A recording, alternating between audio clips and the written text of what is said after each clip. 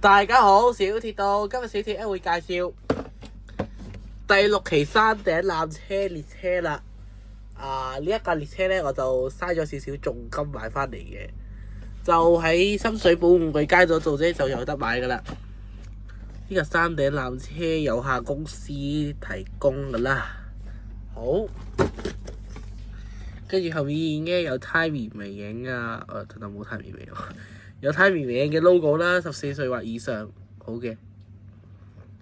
跟住 Facebook WeChat 小紅書同埋香港山頂纜車嘅 WeChat， 入面咧有窒息危險產品，所以唔適合3歲或以下嘅同志玩啦。就東方玩具有限公司出嘅，仲有 Timmy 微影嘅貼紙，不過冇記錯 Timmy 微影好似冇出過。好啦，不過呢一個路軌版嘅話，比平時第5期仲長嘅。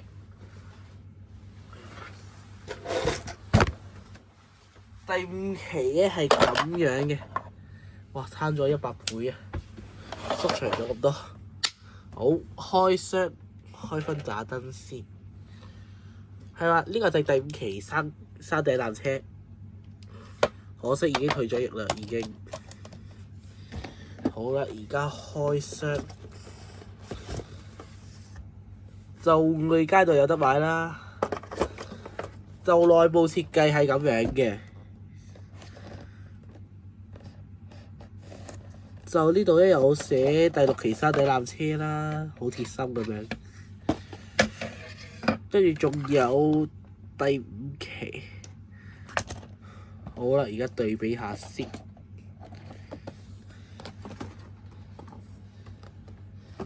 呢一部山頂纜車咧，唔小心俾我買翻嚟嘅途中唔小心咧坐巴士嗰陣咧整跌咗，所以就壞咗少少啦，唔緊要。不過個車轆咧係冇第5期咁好。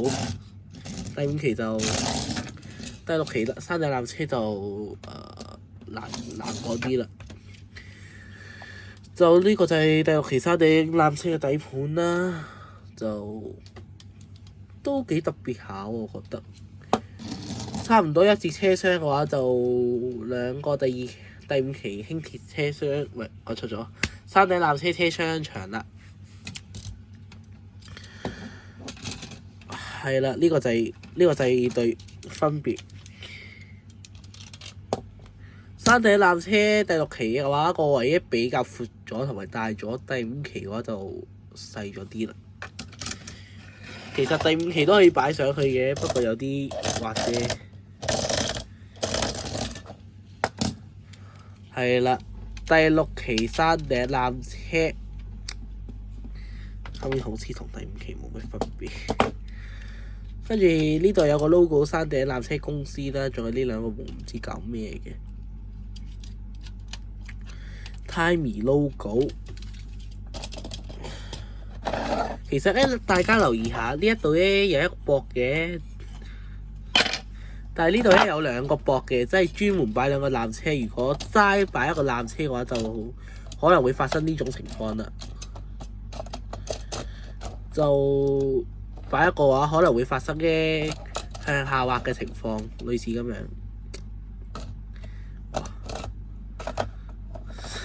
大佬固定住嘅，係啦。就呢一個石頭板咧更加美觀，可以欣賞到第6期嘅山頂纜車好美妙嘅嗰一刻。不過其實你哋坐15號去到山頂就得㗎啦。就我覺得擺設嘅話，就以前嘅未買第6期之前嘅話，我覺得都係第5期都係好啲嘅。而家攞個第5期對比下，就你哋覺得邊個靚啲嘅話，就喺下面嘅評論一下啦。跟住我想問下大家，有冇人知道呢個咩意思？又唔識睇英文？多謝。我哋睇得到咧，第5期列車山頂列車第5期，跟住後面呢一個好似係1988。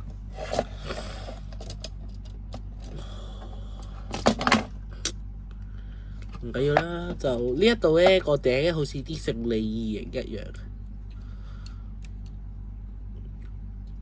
就啲潑水服啊。不過下面嘅都可能會有少少鬆鬆地嘅，就大家千祈唔好跌低咁樣啦，可能會分成一半，影響啲壯觀。咁不過真係擺翻喺度會好啲。咁就咁啦，咁呢個小鐵就條片介紹到咁多啦，我哋下集再見，拜拜。